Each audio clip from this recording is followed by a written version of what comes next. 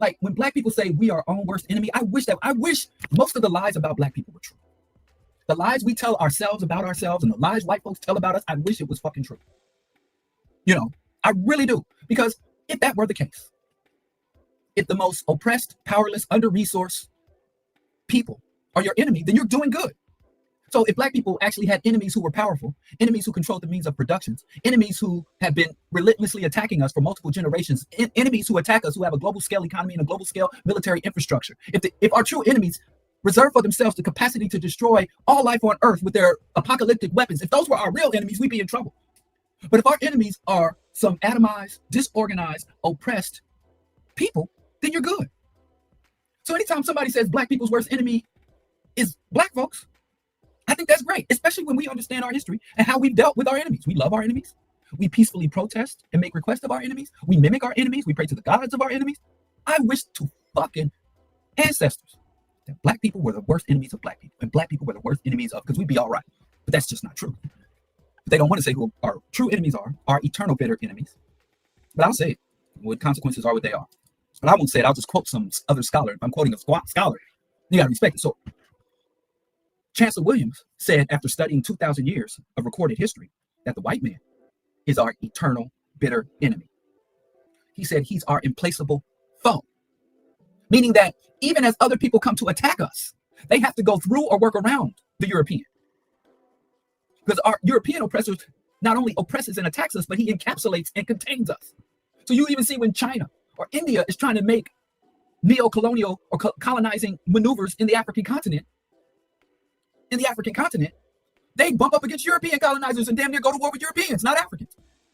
When other racist cultures come into this country, like the Muslim communities in Detroit that attack and target and exploit our communities, the Vietnamese, Koreans, when the United States went to war with Vietnam and went to war on the Korean Peninsula, many of the traders and collaborators were brought over here as a reward for helping the United States attack their own nations. And that's how we got those large influxes of, Vietnamese and Koreans came here.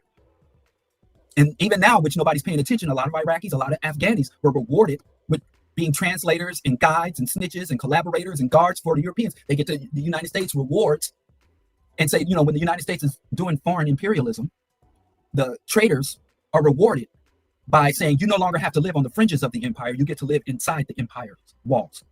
You're still going to be racist. Now, those same people, that don't mean that these people that come here don't face racism, discrimination, and all the other abuses that Urugu can muster up. That's just the reality. So anyway, when those people come here and become slumlords or open up, substandard, filthy shops in our communities, when they open up little food shops and treat us like beasts and put up bulletproof glass and treat us rudely and sell us sour, toxic food. When those people come here, they have to work around and work through our oppressors. And so for any black person, especially a black person who's worth a lot of money, who's able to maneuver and move through society in a way that most black people can only imagine, private jets and red carpets and, luxury chateaus, to sit here and say that black people are the worst anything, is treasonous. But I digress. I did some research in the concept of crabs in a barrel. Did you know that white people say crabs in a bucket? I don't know why, but white people, where the term originated, they say crabs in a bucket, and black people tend to say crabs in a barrel. I don't know why. I think it would be the reverse, because barrels cost a lot more money than plastic buckets. But that concept or term didn't start with black folks, but black people have embraced it and utilized it far beyond most other cultures, even though most cultures have some concept or some terminology for people within their group who want to suppress the successful, the motivated, the striving. Most groups have that. That is not a unique to African people, but I want to talk about it specifically related to African people. Because what's funny is every single revolution in human history has been a crab in a barrel situation. Because the crab in the barrel is basically like you have those at the top who are trying to get out and achieve, and those underneath them, less than them, less intelligent than them, less motivated than them, less innovative than them, less willing to work and sacrifice and take risks than them. Those who are less worthy than them pull them down and won't allow them to rise above. Even though they've earned it, they're worthy, they deserve it, that people within will not allow them to rise above the masses. I think CeeLo Green put it best. CeeLo Green said they don't want nobody to have what they ain't got. Somebody get robbed, get stabbed, get shot, and that's why the property values ain't no good in a nigga neighborhood. You should go listen to that. It's called The Nigga Experience. I thought you said you was the G.O.D. You sound like another nigga to me. And it's a whole rap about how black people being jealous of other black people not wanting to see other black people get ahead, black people coveting what other black people have instead of getting their own. And this concept was fully embraced. It didn't come from us, but it's there. And as far as black people in that concept, we fail to realize that every single positive movement in history, every single thing we deem positive as a culture, or you move beyond black culture, move beyond black slavery, Jim Crow, African colonization, every single positive event in the history has been a crab in a barrel situation. You go look at the Russian Revolution. The Russian Revolution was the Russian peasants took the wealthy, and the Romanov family was the richest family. They were richer than the Rothschilds. They were wealthier than the DuPonts. The Russian Revolution had an empire that had a bigger landmass than the English oligarchs, the German oligarchs, the Spanish and Portuguese oligarchs. Their continuous land revolution, they had the largest continuous land empire of any other family. The Russian Revolution was crabs in a barrel. The poor Russians, the illiterate Russians, the Russians who ain't never invented anything, who didn't hold any patents or copyrights or whatever the equivalent of that was, which didn't exist. It didn't exist, but you get my jit. Those Russians took the wealthiest family, the family that was the envy, the pure blood, and took them to a basement and shot them all in the face, including the babies. And that whole thing with Anastasia, go look up the mythology of Anastasia. It's like Elvis. They used to pretend like one of the Romanov children got off to say, they fucking lit their asses up. And I've never heard a Russian or Eastern European ever talk about that Russian Revolution was crabs in a barrel. It was the poor peasants who murdered the oligarchs. And then the ones they didn't kill, they literally took them out to the worst persons, to Siberia, and made them do the most disgusting jobs. They made them do the hardest, most unpleasant labor. They literally took their millionaires and billionaires and made them work in sewage. They made them do the jobs tending to the elderly. The whole Russian Revolution was nothing but hateration. And even look at the American Revolution. You had the mighty king and all the noblemen. And you had a bunch of white men who didn't have any noble lineage, had no noble blood, because guess what happens? Rich people don't tend to leave their country. Whenever you see colonization, it is the working class white folks going into Africa, coming to the world. You look at the stories of the American West, and those white, I hate calling them settlers. Stop saying settlers. Those white invaders in their cattle cars. And when you see some white woman in a bonnet sitting there and a white man holding the reins and she's there holding a baby and the white man, and in the cattle train, and they're all heading west to invade the West. Them was the poor white folks. Wasn't no aristocrat. Wasn't no man of noble birth doing that shit. And the American Revolution was the mercantile, which was a new class. This was a new class in the West, the merchant class, rose up against the noblemen, the people of noble birth, the people who had the divine right of kings to rule. Their very God, who were blessed by God in their lineage. And they were like, fuck you, we ain't sending you shit else. That's hateration. George Washington was a crab in a barrel to the king. It's the same thing with all European revolutions.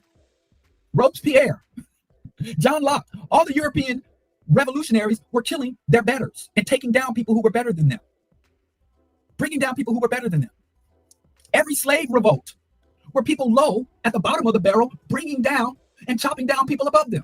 So how the fuck can you claim to be pro-black, positive, or anything of dignity and sitting around complaining about people low on the class, low class people attacking, bringing down, suppressing people above them? How can you be both against crabs in the barrel? You should not only be in favor of the crab in the barrel, you should be trying to bring down everybody that's above you. I guess that people getting ahead of me in the comments. I don't know what you're saying, Antonio. We'll try to come back to that. So when I see African people complain about hateration, and I'm seeing this, I see this, even I be seeing brothers get upset.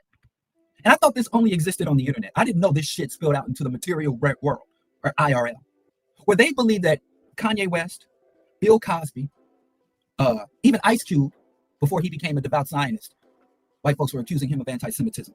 Antonio Brown, name any black man that had a little fame. And a lot of these people don't have fame and fortune. They just have fame and they look like they have fortune. Is that there's a conspiracy. And when I was younger, back in the 90s, they had the Michaels. There was a time where Michael Jordan, Mike Tyson, and Michael Jackson were all being hounded by the legal system. Mike Tyson was stripped of his belt. Michael Jordan had to leave basketball and was accused of gambling and engaged in other nefarious things and was being attacked about his affiliations with Nike and the sweatshop. And then Michael Jackson was being accused of preying on innocent little white boys. And back in the 90s, they were like, yeah, the three most prominent black men, most powerful black men, the most highest achieving black men in their field, all named Michael, are being brought down. Now, My position has always been, if we can't, yeah, Michael was being called anti-Semitic because he was attacking, he said, Jew me, song. Now, all that aside, it always blew my mind when I would see working class, regular people around the way fillets, just everyday, poor and working class people, go to the mattresses for wealthy black people. Because my motto has always been, if we can't be up with you, we can't be down with you. Meaning that if you're a successful black person and you did not lend your talent and resources directly to speak to and advance and sustain the consciousness of black people for liberation, otherwise, if you were a successful black person who was not engaged in class subversion and class suicide, I felt that the black community had no obligation. We had every right to extract from you. We could watch you dance, we could watch you fight, we can watch you chase balls. But if you ever fall upon, the system ever collapses upon you, then we could withdraw any type of contact or support. This is way back in the 90s. And shit is worse now. Black people's lack of class consciousness, class solidarity, and black people's willingness to rally behind traitors, willing to have sympathy for traitors, has gotten worse now than it was back then. And I've always been called out because I didn't like Cosby. My first issue with Bill Cosby came about with the Cosby Show. And the Cosby Show, I felt that when it came out in the 80s, at the height of the crack epidemic, I think it was a misrepresentation of black folks. I always thought it was weird. And I always thought that Bill Cosby kept his head down during the civil rights and only became black and pro-black when white folks gave him permission to be pro-black. I've always, I was reading George Jackson way back when, and the Panthers and all of them had very scathing critiques. So I was never at the height when he was America's dad. I never liked Bill Cosby. I mean, I was a big fan of Michael Jackson's music, but I never liked him as a person. I never bought that vitiligo. I was not a fan of these individuals. And then when I see the larger community catch up, Kanye been selling Confederate flags for over 20 years. Kanye been putting Confederate flags and white power symbols on his fashion lines for more than 20 years. People thought he fell off when he put on a MAGA hat 8 years ago, 10 years ago. He was shit a decade before that. And people were getting at me, and people literally believe that his billionaire status to this day, Kanye was like, well, he's a billionaire again. They tried to break him. And people think Kanye re-emerging or re-entering the billionaire status is somehow something any black, rational, sane black person should celebrate. Black people should celebrate. And anybody got anything to say about Michael Jackson needs to read Del Jones' Culture Bandits Volume 2, Michael Jackson and the New World Order. Michael Jackson was always a pro-Western, pro-imperialist propagandist. Michael Jackson was a product of Western imperialism, Western capitalism, and he fully embraced it. And the only thing Michael Jackson wanted for black people was an opportunity to help us become white like him. And when you start to look at the symbols within his music and the deep symbology in his music video, I can get into that. We're not ready for that. Where's the, oh, here, sorry. We don't want to park that. So the reality is,